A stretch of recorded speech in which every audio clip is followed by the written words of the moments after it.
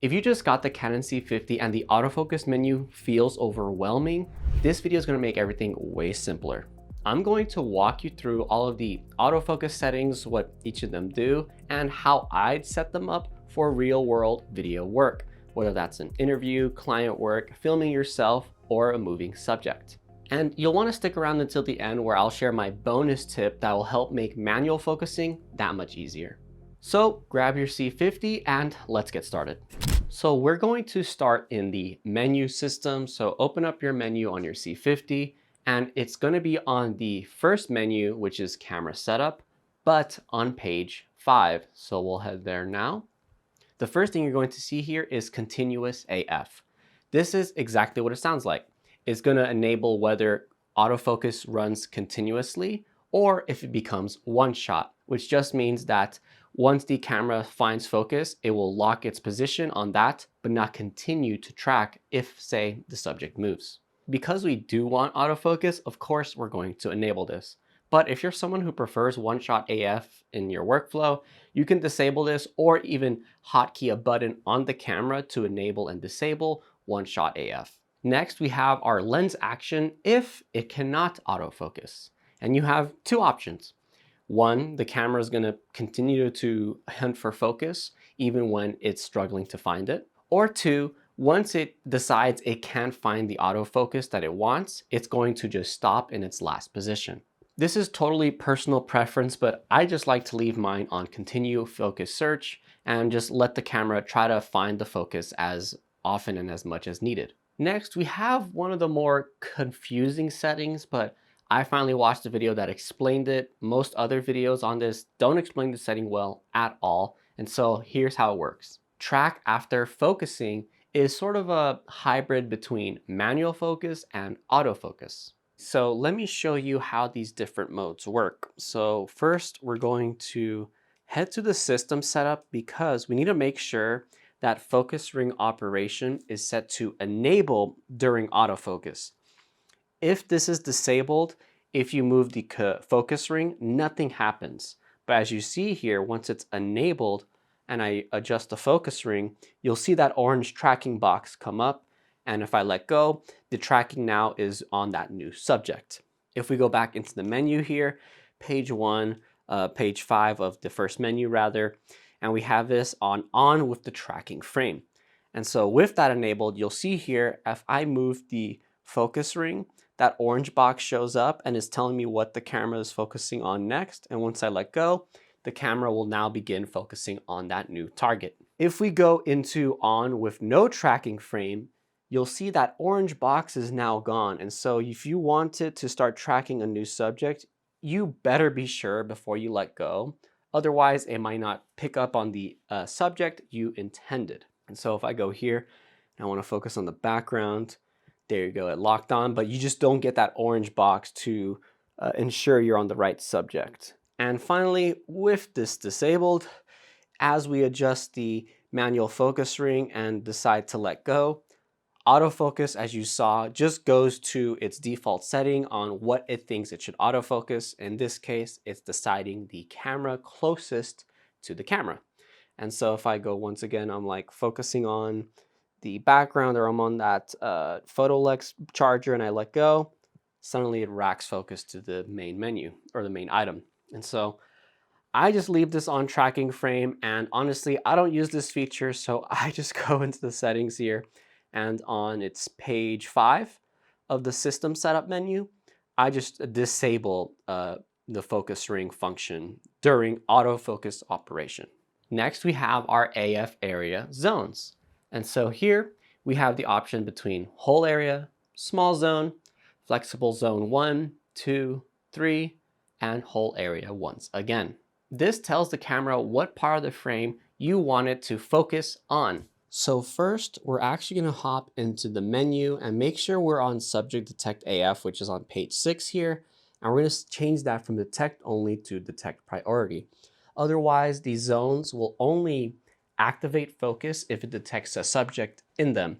And because I'm filming random objects, that's not going to be happening. And so let's go back to the previous page and we'll set this to whole area. And you'll see here, the camera just decides whatever is closest, that's what it's going to focus on. And so if I move my hand here, it should try to focus on it. And I move it away, it focuses on the lens. Now we can switch this over to small zone. And when we do that, a small box appears and whatever's in that box is going to be focused on. And so you can move it with either the joystick here and change where the box is and what ultimately what it's going to be focused on. Or if you disable tracking by touch priority, now you can touch the screen and you'll be able to move that box anywhere on the screen. Next, we have flexible zone 1, 2, and 3. 1 is a much larger square than the small square, and so the small zone is definitely more precise in what you want focused, and this one's a lot more generic, and so you might want it for different purposes. Then we have the vertical box here, which is flexible zone 2. Once again, the autofocus will just focus on whatever's in that area. Vertical, I'm not entirely sure when I'd use this one, but it's there if you need it. And then we have flexible zone 3, which I think is a little more useful. It's the horizontal one. In this case, it's not quite as useful as you'll see because I'm not able to focus on the subjects in the back, like the lens, because the dominant subject in the scene is the camera.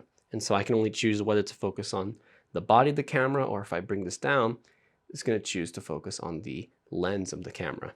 And for all of these AF zones, once again, you can tap the screen to change its position or use the joystick. And if you press the joystick in, it resets its position. And finally, if you want to change the size of them, you have to be in this menu and hit the menu button, and you'll be able to, go up or down, make this larger, smaller, thinner, or wider and less wide. And if I hit cancel, it just resets it back to its original size. Most of the time, I'm really just using whole area, and I'll have that with subject detect only and tracking by touch priority. Therefore, I can just tap the screen on whatever I want in the scene, and the camera will focus on that subject. So that's usually what I recommend for most people. Next, we have autofocus speed. And so you got all the way from 1 to 10, and 10 being the fastest, 1 being the slowest. And personally, this is just all going to be on preference. I like mine at around 7, I found. I want the autofocus speed to be rather quick, but not too snappy, because then it looks a little cheap and unnatural. But if you prefer a slower focus rack, you can drop this down to 3. I think 1 is a bit too slow, but I find 3 to 5 isn't too bad. I believe that is the default setting is at 6, and so I just went 1 up that to 7. The only time I go above 7 is if I'm shooting in some sort of slow motion, like 60 or 120 frames per second. In those modes, even at this speed, I find that the autofocus may not be quite as quick as I'd like, because now you're exaggerating that time it takes to actually focus on something. And so I'll crank it up to 10 so that it's a lot snappier in those slow motion modes. Next, we have subject switching sensitivity. This sets the camera's sensitivity for switching subjects when the initial subject becomes lost. And in this case, 1 is the stickiest, so it's going to stay locked on to your initial subject before deciding to hunt for focus. And 5 is, as soon as it loses focus of its initial subject, it's going to look for something else to focus on. For interviews and talking heads and YouTube videos like this, I'm leaving it at sensitivity 1 so that my autofocus stays locked on my intended subject, which is the person speaking. But if you're filming something where you want your subject in focus, but maybe they're holding a product, and if they hold it against the camera, you want it to quickly change and recognize to focus on the object, you can set this up to 5. And then in that case, I would also change the AF zone to one of those square ones where it only focuses in the center of the frame. That way, if you're centering your subject, they're in focus until they bring that item up closer to the camera, and the camera knows to switch to that within that zone. But honestly, this pretty much lives at 1 for most of my use case. Next, you'll see focus mode. And in this case, it is grayed out because on the lens, you have a dial to switch between autofocus and manual focus. But if you had a lens that didn't have that, this would actually be available for selection to actually enable and disable that autofocus. Lastly, here we have autofocus frame thickness that just changes the thickness of your autofocus frame box and tracking box. Personally, I don't want it too big, so I just leave it at normal and it looks perfectly fine. Moving on, we'll go into page 6 for the last of the main autofocus settings. Here we have subject to detect. And when you select that, you have 3 options: people, animals, or none. And you want to choose the subject for the scenario you're in. If you're going to be filming people, like in this setting on YouTube or interviews, set it to people. If you're doing wildlife or any sort of B-roll, maybe for a zoo or a museum, then you can switch it over to animals. And finally, if you're not doing either of those, setting it to none is fairly helpful. So that's going to be things like vehicles or products. Just know that if you set this to none, the rest of the menu becomes disabled because it doesn't have any reason to use the following settings. So we're going to set this to people for now so we can actually dive deeper into those other settings. The next one here is subject detection autofocus. And you have 2 options here: detection priority and detection only. This one is also very unclear by the naming, but here's what it actually means. When you set this to detection priority, the camera, once it finds a subject, if that subject were to leave the frame, it's going to now hunt focus and focus on the next thing that I think it should. So in the case of someone walking off of screen, typically the camera is going to rack focus to the background. Whereas if you're in detect only, once the camera detects a subject and that subject suddenly leaves frame, the camera is not going to move the autofocus. It's going to stay locked on its last position. This is a lot more natural and I think cinematic, because typically once someone leaves frame, it's not like the camera operator is suddenly going to rack focus to the background because that's the thing it wants to focus on. It's going to leave the focus where it is and let the scene end. So pretty much all of the time I'm using detection only. The only time I'm switching it over to something like detect priority is in those like product demo videos, because say the camera detects me as a person and suddenly I hold a product up in my face. If I have detect only, the camera might not decide to switch detection to the new object. But if I were in detection priority, once I put the object above my face, the camera is more than happy and willing to switch focus to the new subject, in this case, the product. But outside of that circumstance, I pretty much let this be on detection only. Next, we have eye detection. Pretty self-explanatory. Do you want the camera to automatically decide which eye to focus on, or let it know either to focus on the left or right eye, or disable this altogether? I leave this on auto. It pretty much is smart enough to decide which eye to focus on. I've found that the Canon camera typically prefers the eye closest to the camera, and that's actually something I prefer to do as well, and so auto works great. But if for whatever reason you're struggling with that, or you wanted to stay locked on to a specific eye, you can choose right or left. Just know that the eye that you're selecting for is the subject's eye. So the right eye is this one, the left eye is their left eye. And when you're operating the camera, sometimes the right eye is the one that's on the right side of the screen, which is their left eye. And so just don't get it mixed up. The eye priority here is referring to the subject's eye. So their right eye, their left eye. And if for whatever reason the eye detection is struggling, I can disable this. And when you do so, it suddenly will just track the full face or a body of a subject rather than tracking the eye. But for now, we're leaving this on auto. Next, we have face detection auto exposure. This one really only matters if you're shooting in any of the auto exposure modes like shutter priority, aperture priority, etc. But because I'm only shooting this in manual, I like having full manual control of the camera, this actually doesn't have any effect. But if you do shoot in those auto exposure modes, here's what it does. Once it detects a subject and a face in your scene, it's going to automatically adjust the exposure to make them properly exposed. That could be helpful if you're a beginner or someone who isn't using this in manual, or you're handing it maybe to someone who isn't used to full manual controls. You can trust that this camera is going to try to judge for the person and make sure they're well exposed. But honestly, I never use this, and as you can see, I just leave it off. And the last item in the menu here is tracking by touch priority. This just means if you want to use the touchscreen on the back to focus, you can simply tap and the camera knows whatever you tapped on is what you want to focus on. So now let's talk about the UI UX of this autofocus system. On the left-hand side here, you can see you have the AF symbol with a smiley face, an O, and then the eyes for auto, and a person with the tracking box. Let's break down all of these symbols. The first one, AF, just tells you if you're in autofocus mode. If I switch the lens now here to manual focus, you'll see it becomes MF. So we'll set that back to autofocus, and you see when it's grayed, that means the autofocus is disengaged and it's not tracking anything. And when I touch the screen here, it re-engages and the symbol turns white.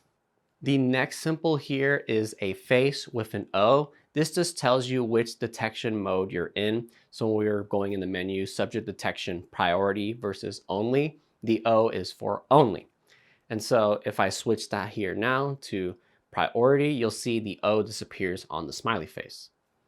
The next symbol is just telling you what eye detection mode you're in. Because I'm set in auto, it says auto under it, but if we change that to right eye, you'll see there's an R next to the eye. Then we have left eye, there's an L next to the eye. And finally, if we disable that, the eye symbol goes away completely because you're not doing eye detection. Under that, we have a person icon, and this just tells you which subject detection mode you're in. And so because we have a person, that means we're detecting people. But if I were to switch this to animals, that icon then turns into what looks like a cat. And so that just lets you know which subject you're detecting in this camera. If we disable this, you'll see that a ton of the icons disappear because now you're no longer actually using those settings in your autofocusing. And finally, you'll see a sort of square icon with a hand in there. That just lets you know that you have the ability to touch the screen to autofocus, which is that setting we saw on page 6, which is tracking by touch priority. With this disabled, that icon goes away. Now I want to share a bonus setting that you need to be aware of to take full advantage of manual focusing, especially on Canon lenses. So we're going to go in the menu again here, and we're going to go to, I believe it's called System Setup. And we're going to head to page 5, and you'll see here we have Focus Ring Response. And you want to change this from the default setting, which is varies with rotation speed, to linked to rotation degree. Basically, in the default setting, when you're adjusting the focus ring here, the distance it decides to focus on varies by how fast or slow you move that ring. It makes for very inconsistent results and will be very frustrating when you're manually focusing. So instead, you want to set this to linked to rotation degree. That means that it does the focus by wire, and no matter how quick or slow you are, it only matters how much you rotated. That's how much is going to adjust the manual focus. This is going to give you much more consistent results and makes manually focusing that much easier. So there you have it. Now you know every single setting on your Canon C50 and can use autofocus to your advantage. If I didn't explain something well, or you still have a few questions about autofocus, you can leave them in the comments section below and I'll do my best to help you out. But now that you know all of the autofocus settings, you're ready to learn all of the video settings to create cinematic videos. And that's where you can watch my guide here. Thank you so much for watching all the way until the end. I appreciate every single one of you who do, and I'll see you in the next video. Peace.